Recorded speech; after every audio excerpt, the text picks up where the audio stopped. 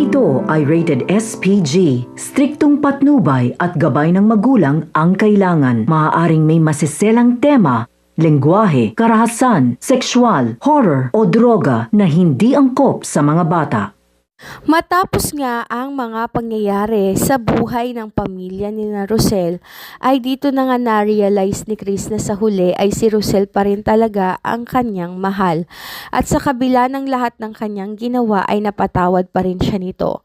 Kaya naman malaki din ang utang na loob niya sa kanyang mga anak dahil kung hindi naman sinabihan nitong si Tyrone at nitong si Belle ang kanyang nanay na si Rosel, ay sigurado siya na hindi siya magagawang patawarin nitong si Rosel.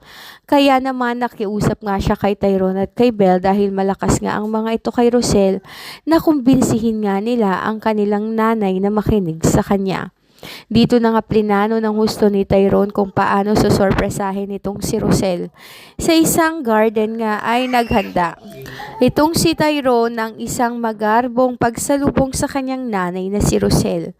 Sinabi nga dito sa kanyang ama na si Chris na magdala nga ng bulaklak at singsing. Dito na nga nagulat si Chris nang may nakalagay nga na lettering na "Will you marry me?" At sinabi niya na nakahanda na rin si Belle para dalhin nga ang kanyang nanay na si Rosel. Pagdating nga ng dalawa ay hindi na nagpatumpik-tumpik pa itong si Chris at agad nga itong lumuhod at sinabi nga dito kay Rosel kung gusto pa rin ba nitong magpakasal sa kanya. Nagulat naman si Rosel dahil hindi naman niya akalain na gagawin iyon ni Chris.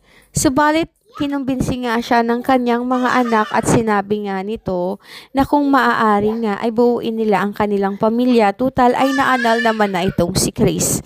Kaya naman, hindi na pinigilan pa ni Rosel ang kanyang nararamdaman at sinabi niyang kay Chris na mahal niya ito noon pa man. Kaya naman tinanggap niya na rin ang singsing na alok nito at in-schedule ang kanilang magiging kasal.